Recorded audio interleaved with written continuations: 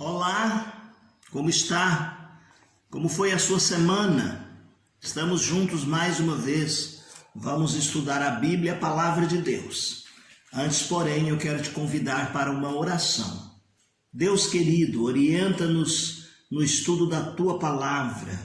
Não permita, Senhor, que nada roube a nossa atenção, interrompa esse momento tão sublime e precioso de estudo na Tua presença.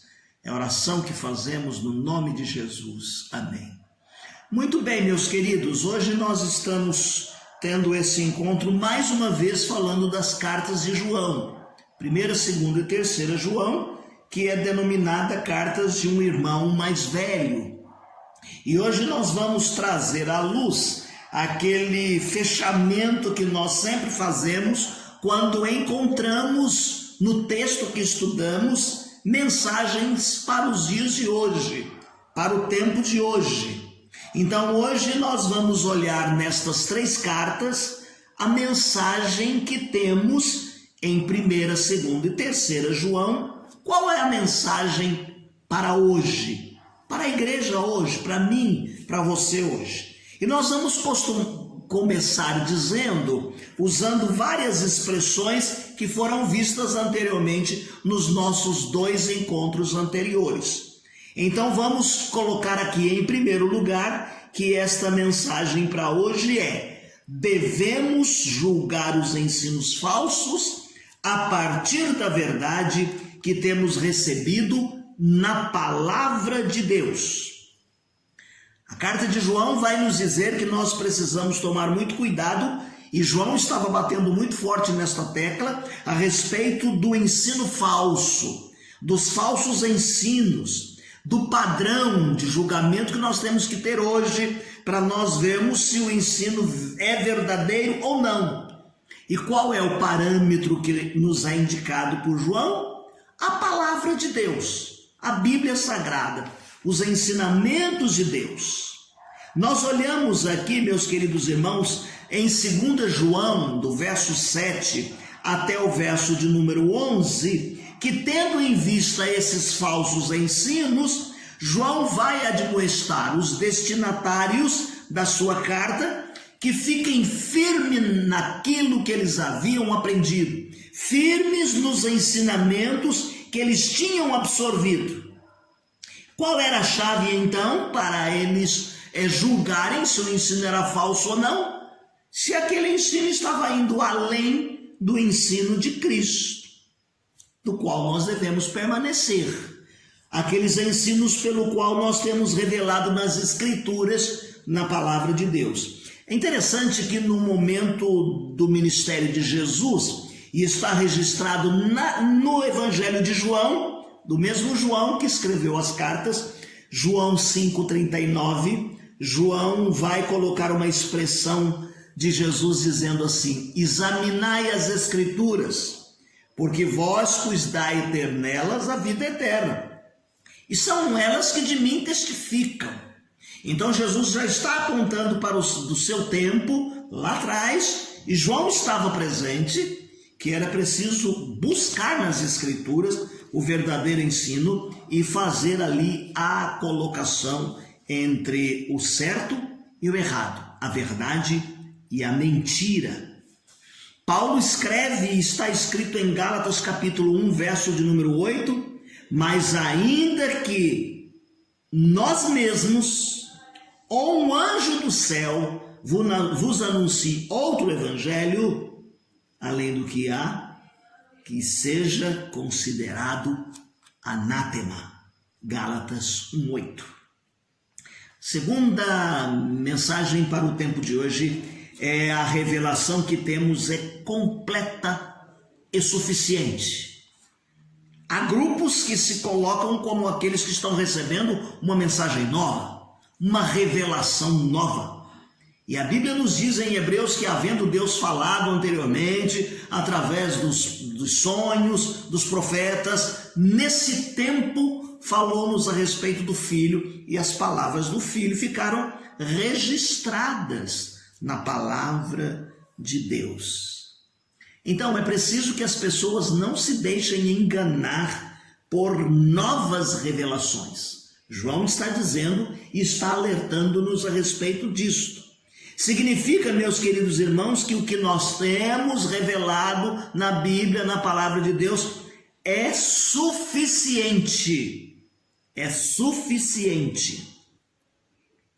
É por isso que a Bíblia diz que nós devemos, ela própria dizendo da boca de Jesus, examinai as Escrituras, porque vós cuidais ter nela na vida eterna. São elas que de mim testificam, disse Jesus. Uma terceira lição que deve ser aplicada à nossa vida hoje é a verdade da fé é para ser vivida e não apenas crida. A fé em Cristo não deve ser somente ou apenas uma fé racional. Há muitas pessoas que escrevem compêndios, as pessoas que vão em discussões, há pessoas que tentam entender daqui e dali e ficam racionalizando os ensinos da palavra de Deus. Fé não é algo racional, pelo contrário, nós devemos olhar a fé e viver fé como sendo fé, e não pela vista. Devemos viver todo dia, cada dia, a vida de cristão, de crentes em Jesus Cristo. Por que João está dizendo isto? Lá em 1 João, capítulo 5, do verso de número 1 ao verso de número 21, nós vamos perceber que aqui está a afirmação da confissão de fé que cada cristão tem que mostrar. João está dizendo para eles que aquele que crê em Jesus Cristo, ou que crê que Jesus Cristo é o Messias, que crê que Jesus Cristo é o Filho de Deus, está verdadeiramente mostrando que passa no teste da fé. Lembram-se que nós apresentamos vários testes que provavam que a pessoa era cristã ou não, crente ou não? Então, um deles que está no capítulo 5 e que eles tiveram que combater era que a pessoa realmente professasse e dissesse: Jesus é o Messias, Jesus é o Filho de Deus. E elas demonstrassem isso pela fé e o seu amor e obediência a Deus e aos mandamentos. E dentro desse teste da verdade, João vai apresentar neste capítulo que o Espírito Santo, a água e o sangue testificam e concordam com relação a Jesus, dando testemunho de Jesus Cristo. O Espírito Santo que dá testemunho de Jesus no seu próprio batismo. Aliás, nós devemos puxar mais lá atrás, na concepção de Jesus. Maria foi fecundada pelo Espírito, não por José, um homem.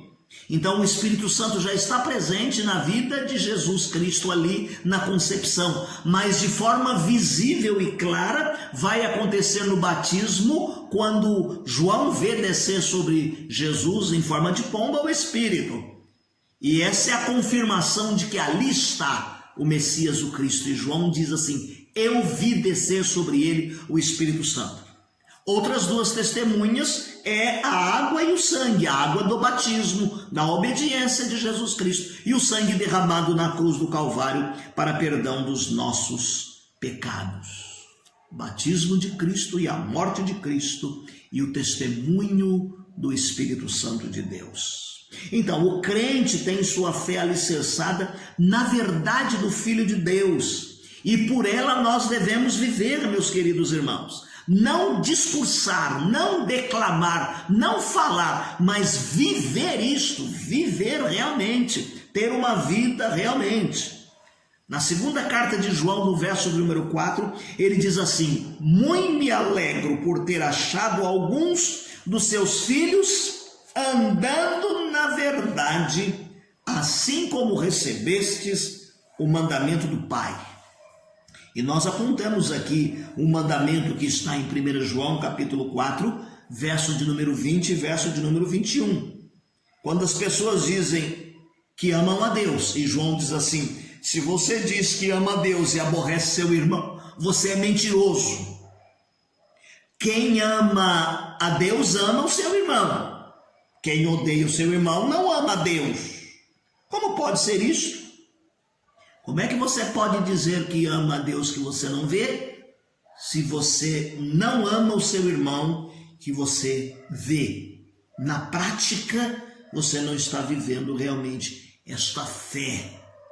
Deve ser vivida na prática, no dia a dia. Quarta lição para esse tempo que nós extraímos dessas maravilhosas cartas de João, chamado de irmão mais velho, é que a encarnação de Cristo é uma realidade incontestável. Falamos de um fato histórico concreto, não de uma abstração lógica e racional. Jesus foi uma pessoa real, não uma simples aparição dada por Deus aos discípulos. Há quem queira dizer naquele tempo que o Messias veio quando o Espírito desceu no batismo, e lá na cruz do Calvário, quando Jesus Cristo disse que ele estava sofrendo, passa de mim esse cálice, contando que seja a sua vontade, que a divindade saiu dele. Porque haviam muitas coisas sendo ensinadas naquele tempo que não era verdade. Por exemplo, nós falamos a respeito dos gnósticos, do gnosticismo. Ele dizia que a matéria era má. Se a matéria era má, Cristo não pode ter encarnado. Uma outra coisa que eles diziam, que Cristo tinha apenas uma aparência. Ele não era real. Ele era uma espécie de aparição. Aí João vem combater isso aí. E ele diz assim que nós devemos compreender e proclamar e viver isto hoje como ele ensinou para aquele tempo que seus discípulos deveriam viver isso também. A matéria não é má, a carne não é má. Eles fizeram uma dicotomia aqui. A carne é má, o espírito é bom. Havia um outro grupo que dizia assim: não, o espírito, a carne é boa e o espírito é mau. E aí nós vemos João dizendo assim: o que é ruim é a natureza herdada pelo pecado. Jesus Cristo tem um corpo real, sim. Jesus experimentou a morte na cruz, sim. Jesus derramou seu sangue e é por isso que a sua morte real nos dá a vida eterna. A morte de Cristo não é uma ficção.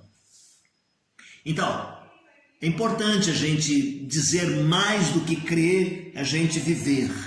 E a gente proclamar que Jesus realmente é Deus, é o Filho de Deus, o Messias, o prometido, o Verbo que fez carne e habitou entre nós cheio de graça e verdade. E lá em 1 Pedro capítulo 3, verso número 15, Pedro diz assim: antes santificai com o Senhor e estai preparados para responder qual a razão da sua esperança.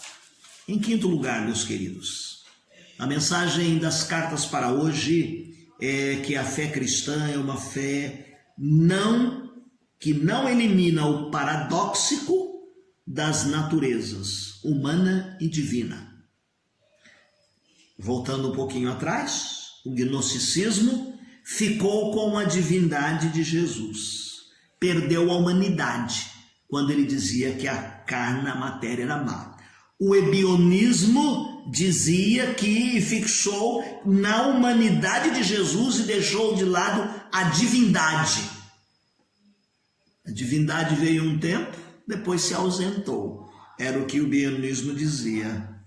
Para nós, a razão para aceitarmos paradoxos, sim. Discutimos, sim, mas não racionalizamos. Porque a Bíblia nos diz que o que está presente aqui, é que a fé aceita esse paradoxo e encontra, além das explicações racionais, uma razão de viver, uma convicção, uma certeza. Nós nos arraigamos e ficamos firmes na esperança desse Verbo que fez carne, veio, morreu na cruz, derramou seu sangue, ressuscitou, está à direita de Deus, intercede por nós e virá buscar-nos. Virá buscar a sua igreja.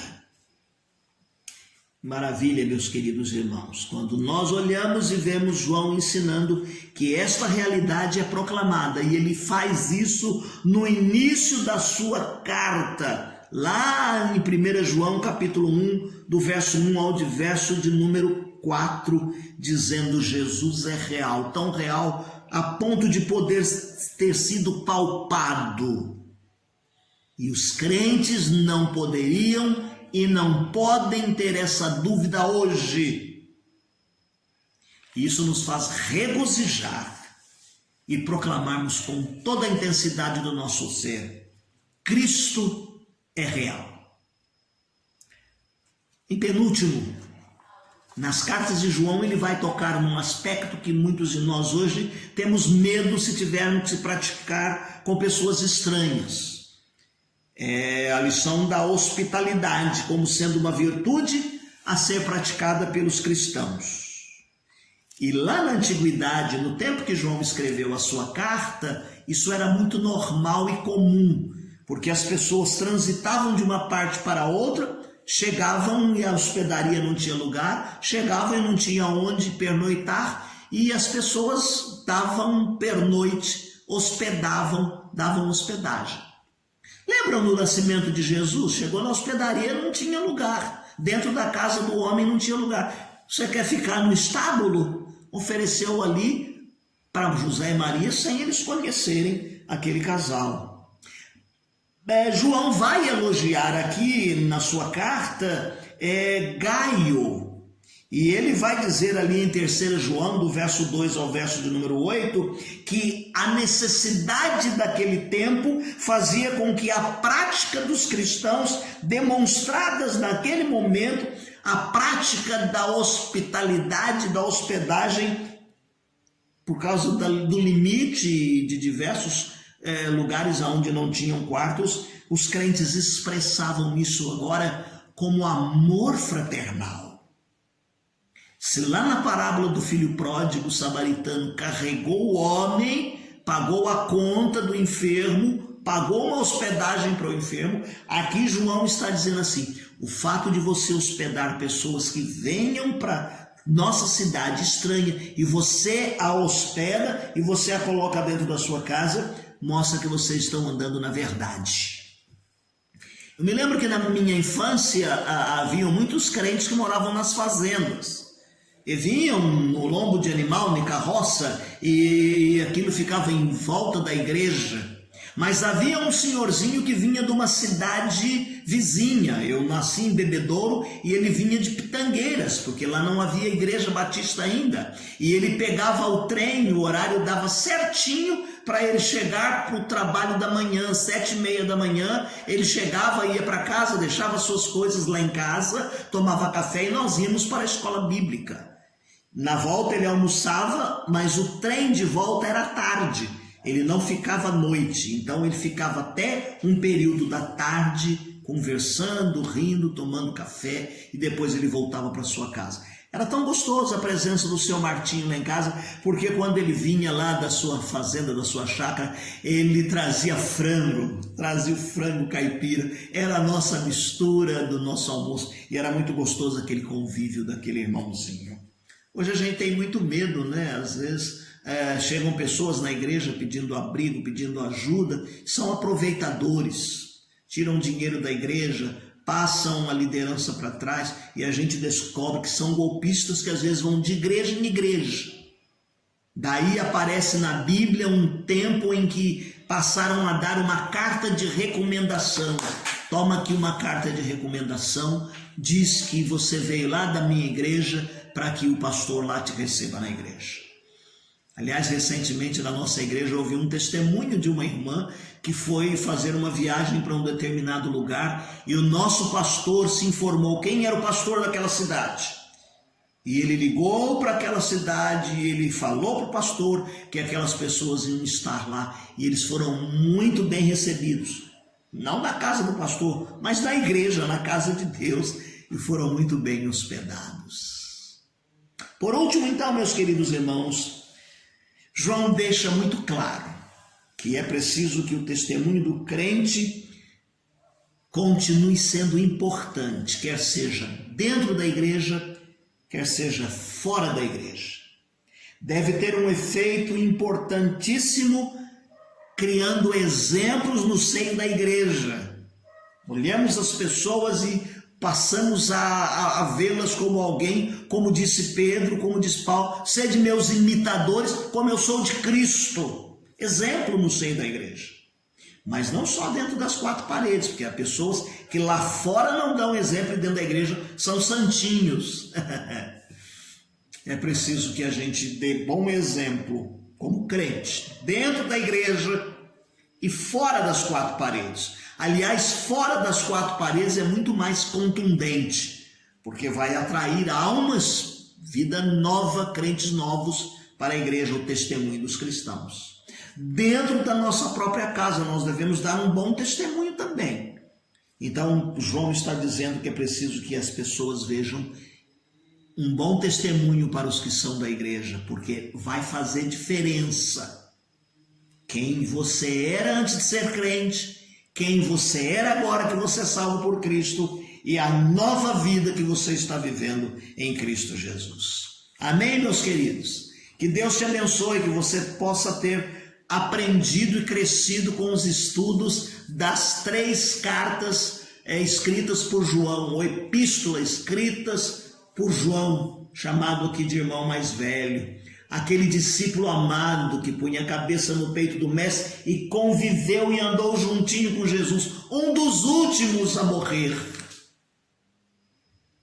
E nós vamos continuar estudando os ensinos de João. Agora vamos dar umas 2 pinceladas aí em Apocalipse. Não vamos fazer um estudo profundo no livro de Apocalipse, mas na sequência nós vamos tirar 2 ou 3 temas no livro de Apocalipse, porque na igreja nós já estudamos versículo por versículo, mas aqui dominicalmente nós vamos tirar alguns estudos para o seu crescimento espiritual.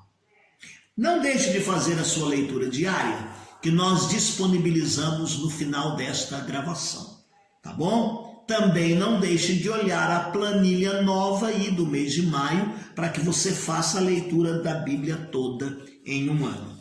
E eu termino lendo aqui 1 ou 2 linhas do hino de número 194, a mensagem celeste. A mensagem vem de Deus, que é Jesus o Salvador. Ó, clamai vós filhos seus, é Jesus o Salvador. Proclamai com grande amor, que Deus ama o pecador, que seu Filho ao mundo deu para ser o Salvador. Deus te abençoe. Tenha uma semana alegre, tenha uma semana feliz e abençoada, em nome de Jesus.